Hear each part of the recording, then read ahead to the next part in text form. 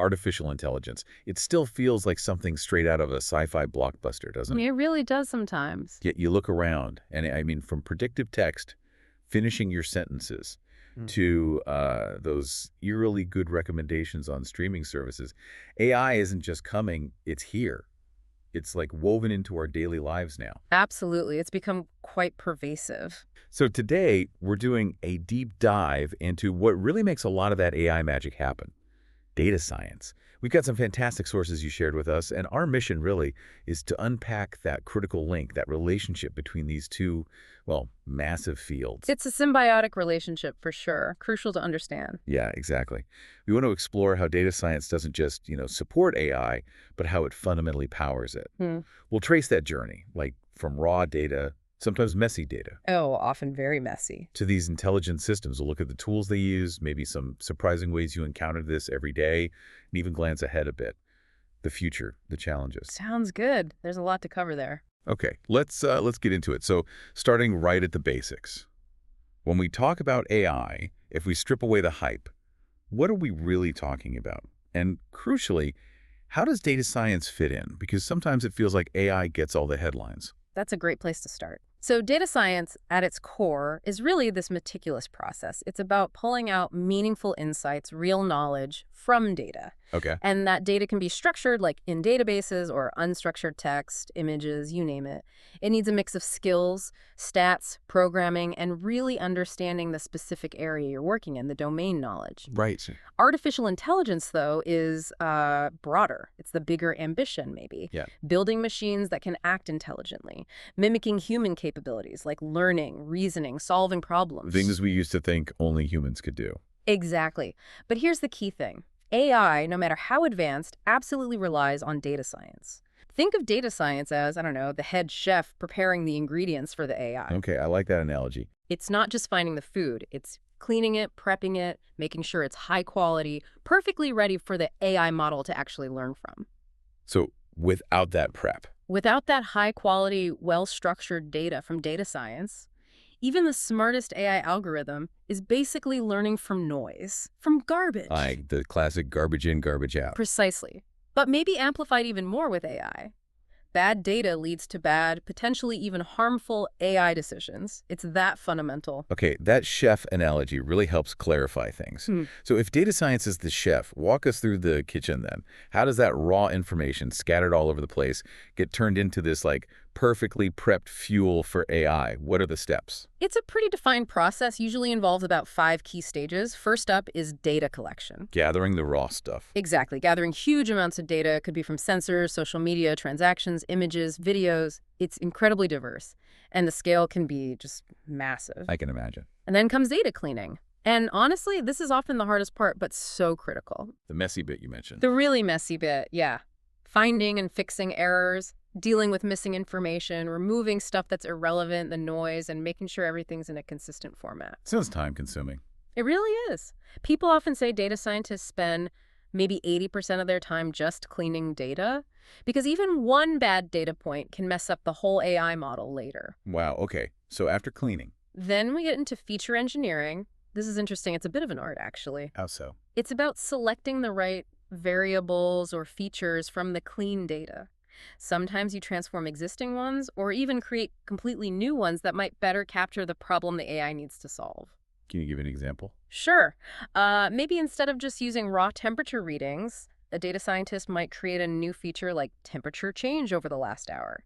That change might be way more useful for the AI to predict something than just the static temperature. Ah, okay. Making the data smarter, in a way. You could say that. Making it more informative for the model. Then, with this carefully prepared data, we hit model training. This is where the AI learning happens. This is it. We use machine learning ML or deep learning DL algorithms. These could be anything from, say, simpler decision trees to really complex neural networks. Right. And these algorithms crunch through the data, finding patterns, finding relationships, often things a human analyst would just never spot, especially in huge data sets. Hidden path. Deep hidden patterns. And finally, there's evaluation and deployment. You have to rigorously test the model you've trained.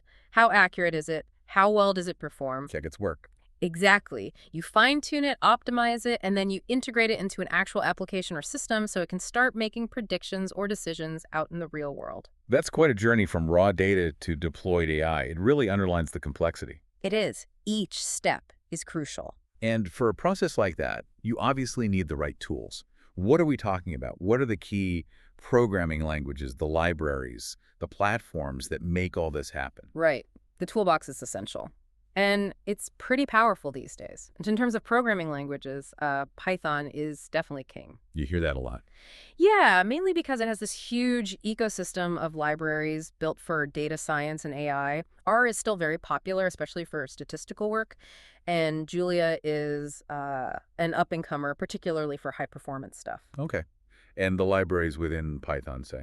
Oh, there are loads. For general machine learning, Scikit-learn is like the Swiss Army knife. It's incredibly useful. Okay. For more specific tasks, or maybe getting higher performance on structured data, you often see XGBoost or LightGBM. Right. Then for deep learning, the big players are TensorFlow, which is great for production and scaling, and PyTorch, which is often really liked in the research community. Maybe a bit more flexible feeling. And for handling the data itself, before the modeling. Yeah, for data manipulation, cleaning, transforming pandas and NumPy are absolutely fundamental, essential tools. Got it. And to actually see the patterns for visualization, you've got libraries like Matplotlib, Seaborn, and Plotly. Really helps understand the data. And where does all this work happen? Is it just on laptops? Sometimes, Yeah. but for bigger projects, cloud platforms are common. Things like AWS SageMaker, Azure Machine Learning, Google Cloud AI Platform, they offer the scale and managed services needed. Makes sense. Plus, there are collaborative platforms like Google Colab, which lets you run code in the browser, and Kaggle, which is famous for data science competitions, but also great for learning and sharing. That's a really good overview of the tech stack. So we've covered the process, the tools. Now let's connect it back to everyday life. Where do we actually see this data science powering AI? You know, the applications that affect us, maybe without us even noticing. This is where it gets really interesting, I think. It really is, and the applications are everywhere now. Take predictive analytics. We often think maybe sales forecasts or stock prices. All right, the business stuff. Yeah, but it goes way beyond that. Data science and AI are predicting, say, when a specific part in a factory machine is likely to fail. Ah, predictive maintenance. Exactly. Saves a fortune by fixing it before it breaks. Or think about agriculture predicting the best time to plant crops based on weather patterns, soil data, all sorts of complex inputs. Wow, okay. Then you have the recommendation systems we mentioned earlier. It's not just Netflix or Amazon anymore, though they're prime examples. Yeah, they know me too well. Right. But think about your newsfeed like Google Discover or even LinkedIn suggesting connections.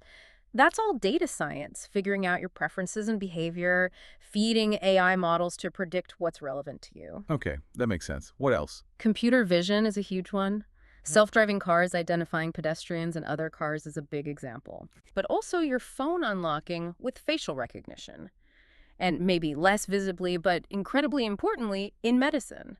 AI models trained on millions of medical images, X-rays, MRIs are now helping radiologists detect early signs of diseases like cancer, sometimes spotting things the human eye might miss. That's incredible. Really impactful. Definitely. Then there's natural language processing, or NLP, that powers chatbots, sentiment analysis figuring out if online reviews are positive or negative, and of course, language translation tools like Google Translate. All driven by data science understanding language patterns. Precisely. And one more, anomaly detection. Super important for things like credit card fraud detection. Yeah, when your bank flags a weird transaction. Exactly. Or for monitoring computer networks for security breaches.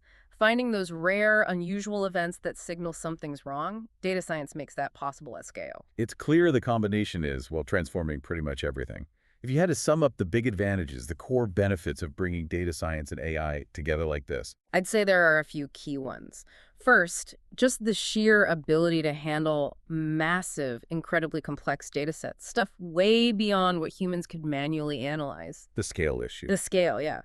Second, finding those hidden patterns we talked about, correlations and insights that are just too subtle or complex for us to see otherwise. Unlocking hidden knowledge. Exactly.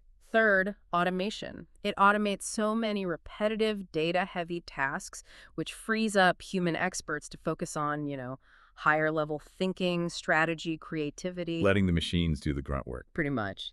And finally, and this is maybe the most important outcome, it significantly improves accuracy and decision-making across almost any field you can think of. Better decisions, faster decisions, more impactful outcomes. Okay, so the upside is huge. hmm But it can't all be smooth sailing, right? Mm. With any technology this powerful, there must be challenges, maybe ethical concerns too. Absolutely. That's a crucial part of the conversation. We touched on it, but data quality issues are a constant battle. Yeah. Remember, garbage in, garbage out always applies. Still fundamental. Always.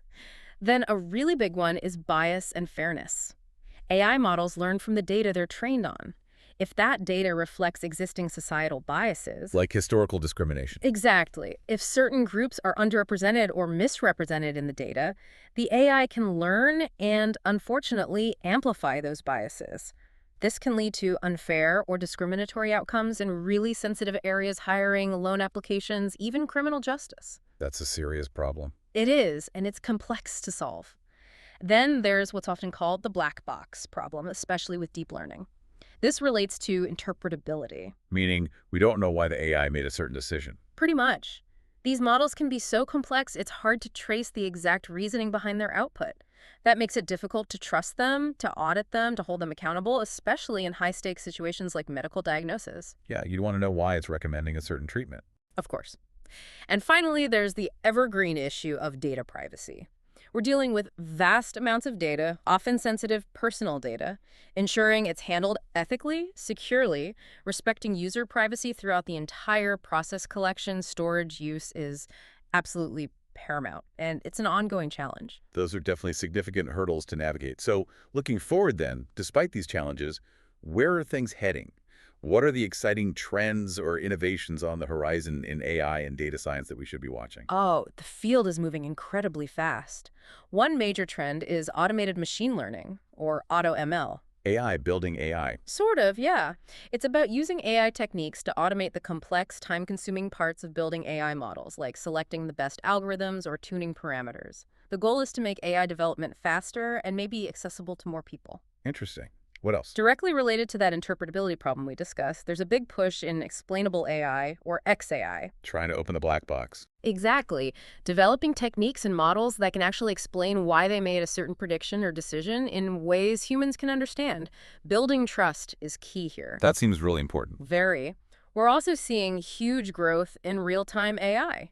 Systems that can analyze data as it streams in, like millisecond by millisecond, and make decisions instantly. Example. Think about instant fraud detection during an online payment, or smart city systems adjusting traffic lights based on live traffic flow, that kind of immediate response. Wow. And finally, the connection between AI and the Internet of Things, IoT, is just exploding. All those smart devices. All those smart devices, sensors, wearables, they're generating a constant flood of data. And that data is becoming the fuel for ever smarter, more context-aware AI systems. It creates this powerful feedback loop. More devices, more data, smarter AI, which leads to better device functionality, and so on. A self-improving cycle. Kind of, yeah. It's a really dynamic area. So wrapping things up then, it seems really clear that data science isn't just like a sidekick to AI. It's the absolute foundation, the engine doing the hard work of gathering, cleaning, shaping the data that lets AI actually learn and do things. Couldn't have said it better myself. It's the essential bedrock. And understanding that connection, I think, really changes how you see the world. You start noticing it everywhere, those screaming recommendations, yes, but also maybe hearing about medical breakthroughs or even just how your smart speaker seems to understand you better over time. It demystifies some of the magic and shows the underlying process. Yeah. And it leads to an interesting thought maybe for you listening. As AI gets more capable, with things like AutoML making it easier to build models and explainable AI trying to make them less opaque, what does that mean for us? What new skills do we as humans need to develop to really work with these intelligent systems to collaborate effectively? That's a fantastic question. As AI takes over more of the technical tasks, maybe the focus shifts more towards critical thinking, ethical judgment, domain expertise, creativity. The things AI currently doesn't do well. How do we partner with AI, not just use it? Something definitely worth thinking about. We really encourage you to keep exploring this, keep asking questions. It's a fascinating field, AI and data science, and it's changing so rapidly. Absolutely. Stay curious. There's always more to learn.